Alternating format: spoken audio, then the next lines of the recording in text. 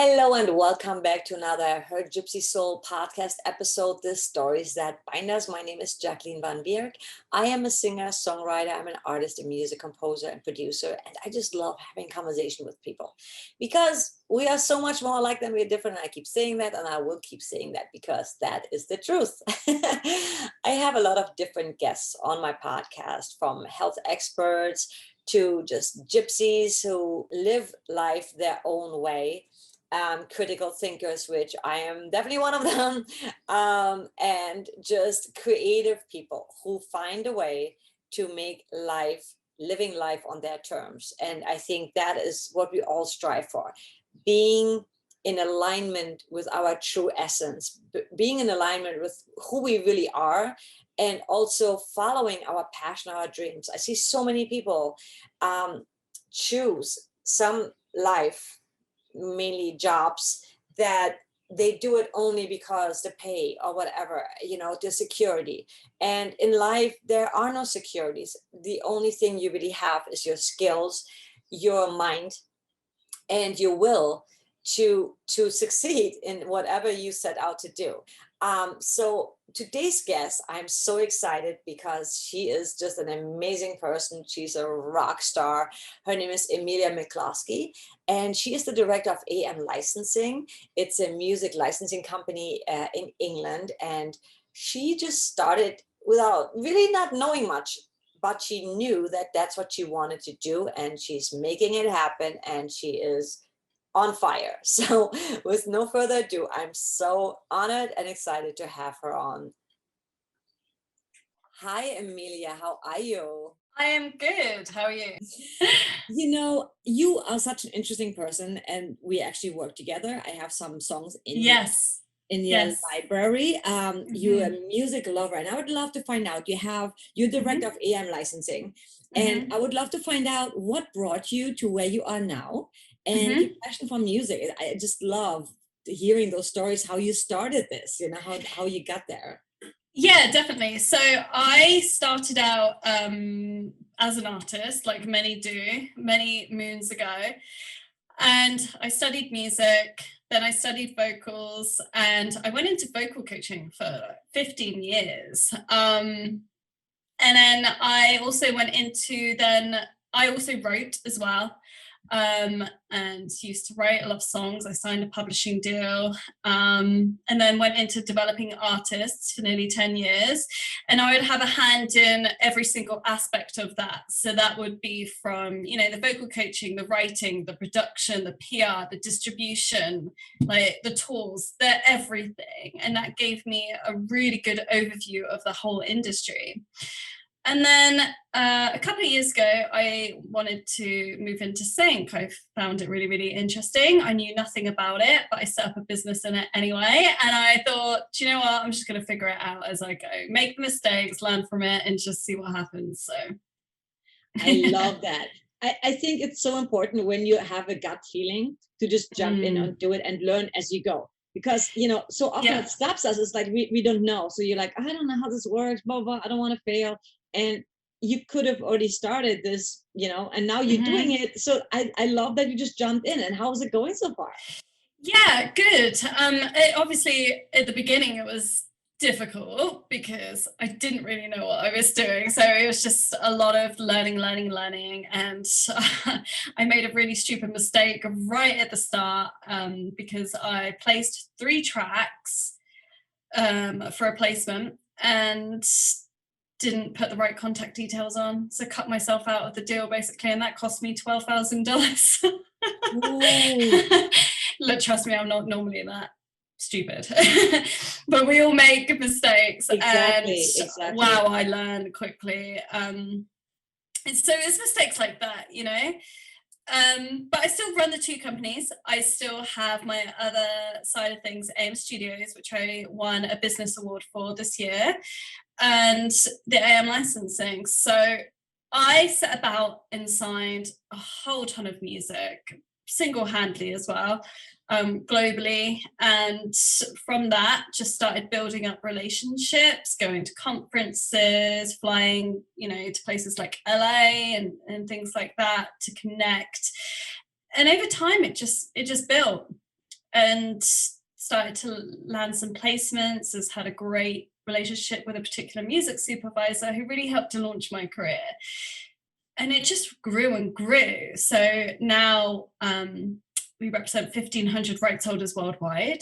There's a few of us now, and now doing music supervision projects and clearances as well. Awesome. For an artist who wants to get into sync, because I feel a lot of artists are, they're really creative and talented, but a lot of times they really lack when it comes to business skills, right? What would you say is like the most common thing that you go, oh my God, please do this before you send me any music? Yeah.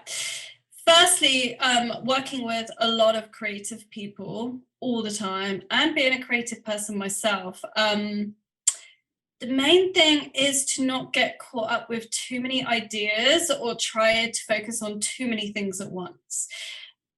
That being in a creative sense, but also in a business sense. So, we can all get caught up with needing to launch yourself, promote yourself, but also you need to be focusing on your songs. And before you know it, you're trying to do everything and you're getting overwhelmed, and then you end up doing nothing. So after speaking with quite a few creative people, especially in terms of sync, this is one of the main things that has been brought to my attention, is just to divide your time and make sure you're spending the time in the right areas as well, because you can end up spending too much time on things that bring little or no results, or you can end up chasing your tail around in circles.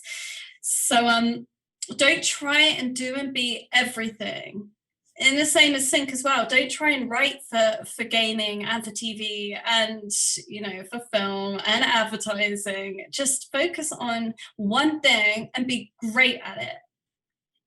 Wow, such great advice, because we all, I think, sometimes end up chasing things, right? It's like, it's easily done. Yeah, we've all done it. Yeah.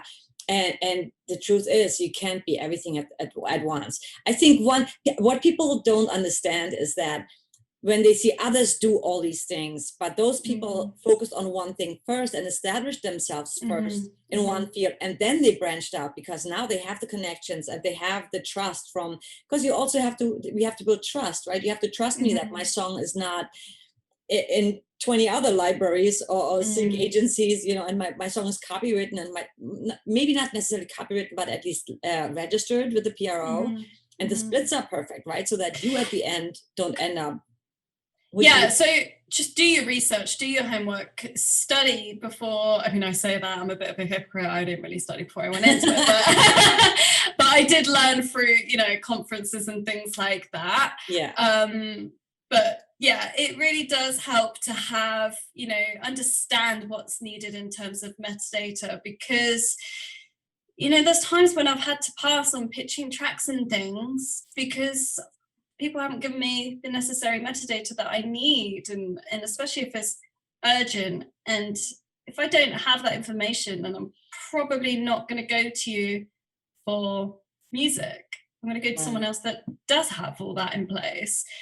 And also, knowing the writer splits and knowing what you need to register and what codes you need to give, and just make everyone's job easier for them, because they have enough challenges themselves that they come up against anyway. So definitely, and especially if you're working with artists from the US, because the time difference, so you can't always get a hold of someone right the second you need. Tell me about it. Ask,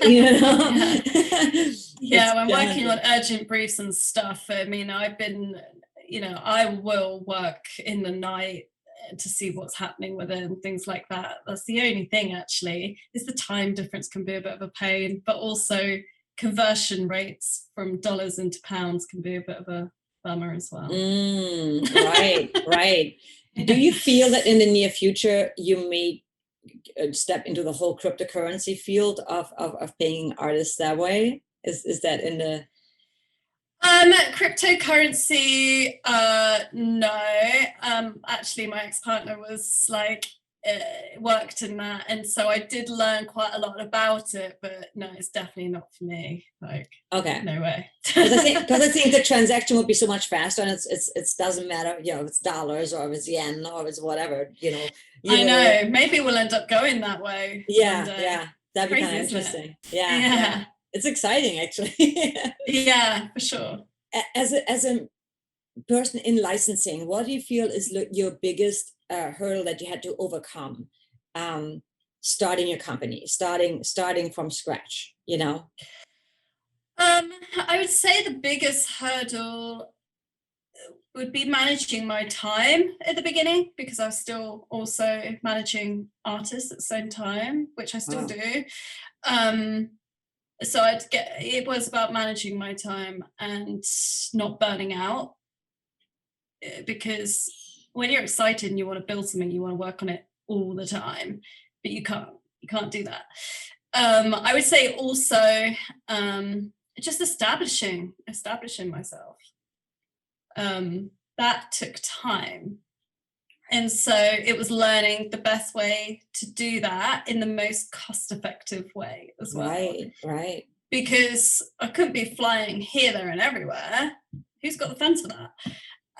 But now, you know, with Zoom and everything like that, it's definitely made it a lot easier. And actually, you just end up meeting people. You get involved in events, and you know, now I speak at a lot of events, which also helps massively. Mm-hmm. And in the fact that then you don't have to pay for the tickets, which is a bonus. So yeah. So I would just say get involved as well with as many events as possible, because this industry is all about who you know. And literally I took a call with a supervisor last week who I hadn't really met before, and from that I'm now on being offered a project just from one phone call. So it's all about talking to as many people as you can. Definitely. Oh my God, so true. Because, you know, a lot of times people go to events and then they say, oh, this sucks. It's because they don't talk to anybody. It's like you have to just talk to people. Yeah, you really have to put yourself out there. You've definitely got to be a people's person in this kind of business. Or if you're not, get someone to represent you that is. I was just going to say that, yeah. You've definitely really got to put yourself out there, and don't be afraid to just sell yourself, pick yourself up. Especially with a lot of artists, they struggle to do that. Yeah, I notice, and it's not easy, but confidence is key. Fake it till you make it, as they say. Absolutely. And I totally feel the same, because I'm a very outgoing person, but sometimes I'm like, you know, I don't want, because you feel like we have to shift our mindset from, we're not asking for a favor, we're actually adding value to someone else. You know, exactly. Yeah, you are providing a service, and people need that service. So it's also, that also comes down to know your worth, know your value. Don't doubt yourself. Mm-hmm. You've got to believe in you and your music 1,000%, because you've got to pitch that. Absolutely. So.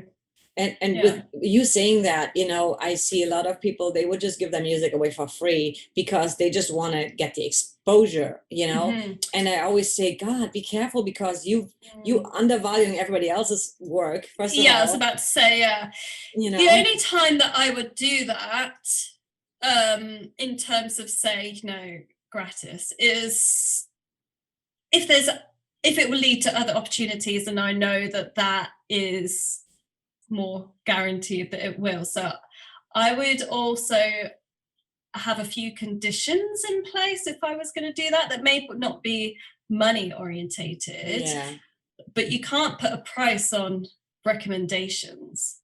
So if I was going to offer my services for, you know, a project that I really want to work on, I'd be like, yes, I'll do that, but you need to then recommend me to at least 3 other people. That's going to get me even more projects, rather than just giving up my time. That comes with conditions. So it's been smart, like they say, it works smart, not hard. Yeah, I love that, because that's not, to me, that's not gratis. That's like just building a relationship, because everything is built on relationships. Yeah, because there's a lot of value in that can be worth more than the money in the long run. So sometimes it's looking at the bigger picture, that yes, you might not have like the upfront money straight away, but if you can see there might be value in that, and they may be able to help in other areas that isn't, you know, money orientated, that will help to perhaps further your career, then put that on the table, like consider that. So yeah, for sure. Because it's a win-win. Everybody wins in that situation. And I really love that you were an artist first, and that you are still an artist. Like, you know, I think you can never just, I used to be an artist. I think once you are an artist, you are an artist. Always. You know? Yeah. And so, 100%. I really miss even writing sometimes, because when I set out, I was like, I just want to be a writer and a singer, but you know, things change and your passions change. But yeah, I that will never leave me. I definitely not. Like, I even still keep up with my scales every day as a vocalist. I love that. So yeah.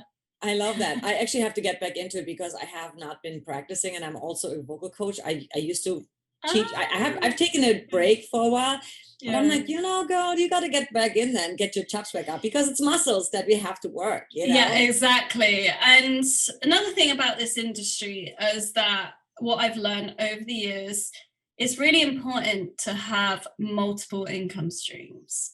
Don't just rely on one income stream and put all your eggs in one basket, because like, look at, say with COVID and the live side, if you were just a live performer, you were probably massively hit by that. I mean, we all were in some ways, weren't we? I mean, but it definitely really does help to kind of set up those multiple streams of income. Absolutely. Definitely.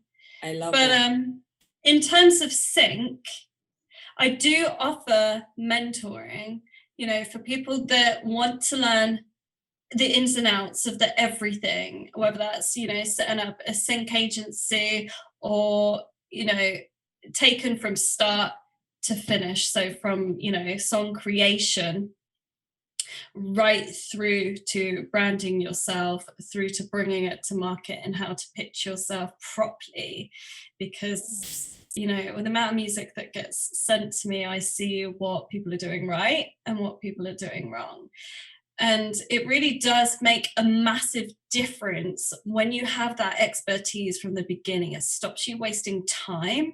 And like I said earlier, stops you wasting time, spending time on the wrong areas. Because you could be pitching and pitching and pitching and pitching and spending all your time on it. But if you haven't got the music right, or even if the sound quality isn't right, you're using, you know, cheap plugins, or you haven't invested in a good sound library, then you're wasting your time. But how are you going to know that? Unless a supervisor gives you some feedback, which majority of the time, they don't have that kind of time. So it just helps you get results quicker, and that honesty that you really need. And also try and collaborate with people as much as possible. Absolutely. I think that collaboration is so important, because you're leveraging, you know, not just your talent, but also, your contacts and your talents, you know, if you have other people plugging as well. I really love working with people like you, because as artists, as much as we should always promote ourselves and pitch ourselves, but I think also supervisors love to hear from people like you, because they trust you, right? They have a relationship with you, versus they may not know me, or they may, like other artists, they might not know that. They also don't have the time. If there's like 20,000 artists pitching them daily, versus you where you have a very organized library, right? You have everything in place, your contracts, your metadata. They know that you are ready to go, right?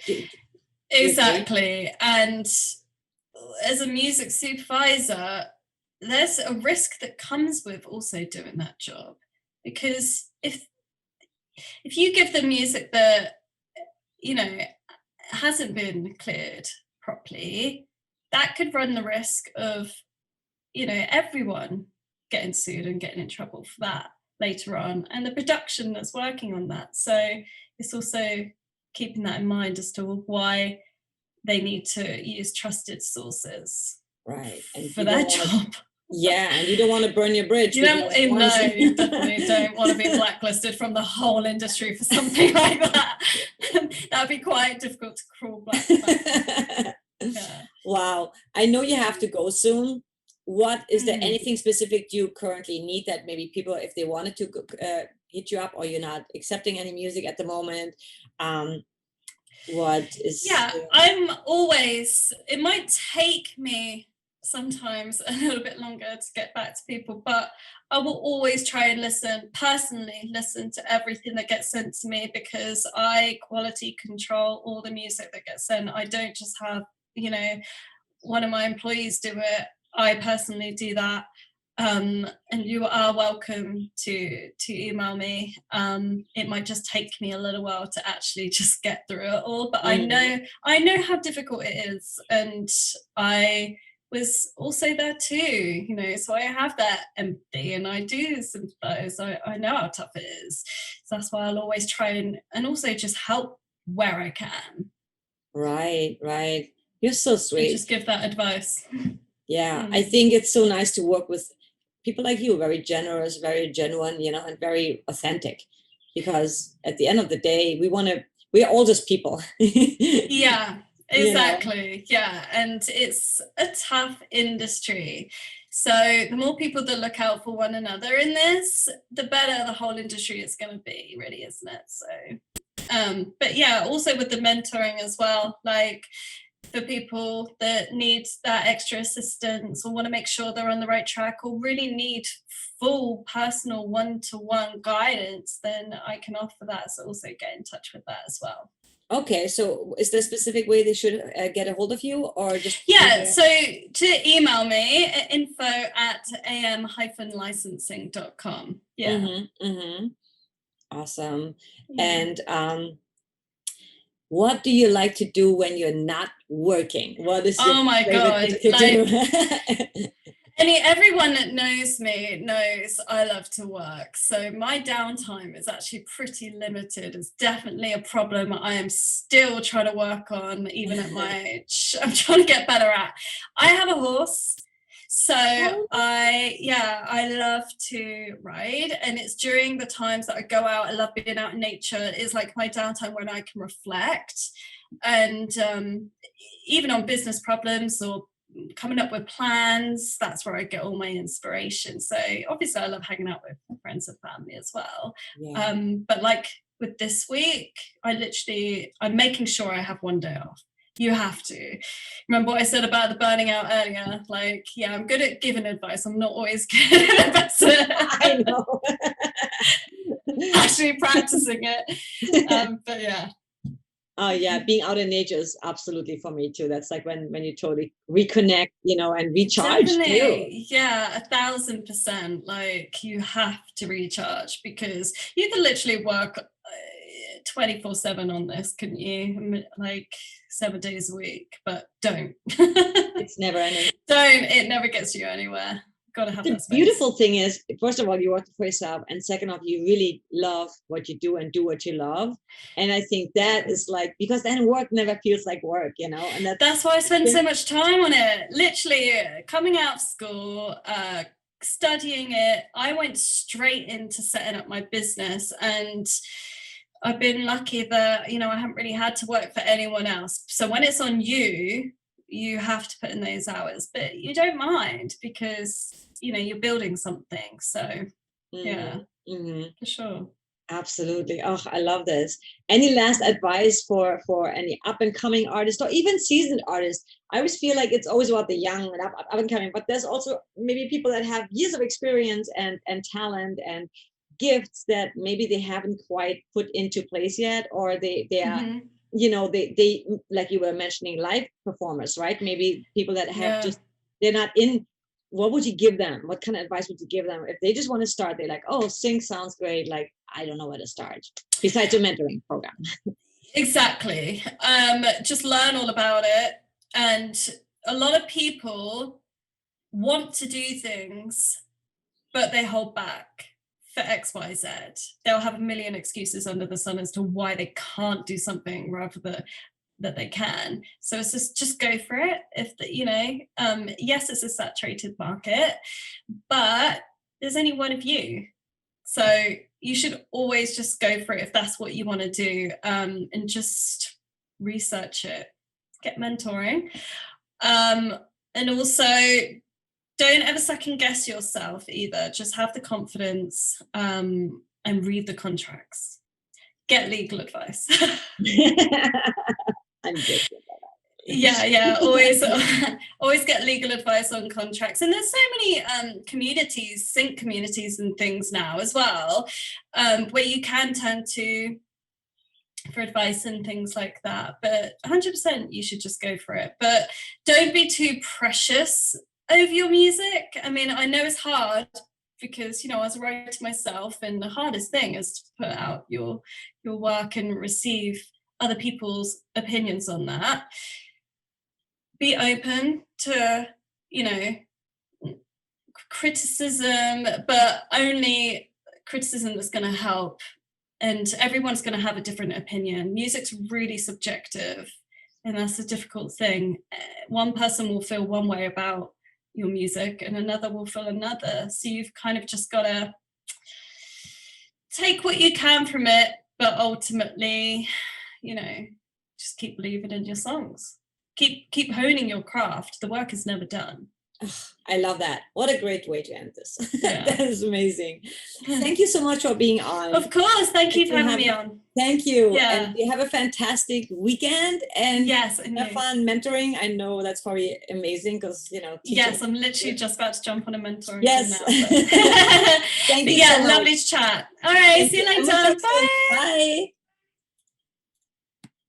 As always, thank you so much for tuning in. I know you have so many other things to do throughout your day, but I feel like this was really worth for any musician, especially anyone wanting to get into the licensing industry, the music industry in general, but maybe you are a performer, but you haven't really considered, you know, placing your music in film TV. So I hope you got a lot out of it. As always, in the comments below, you can find the information, and feel free to contact her. And remember to be kind, to be patient, because people in the music industry are very overwhelmed and very overworked and underpaid. So be respectful of her time. And as always, I will leave you with a song of mine. It's a brand new release. It's called The Calling. You have a fantastic, amazing day, weekend, month, life. I'll talk to you in the next one.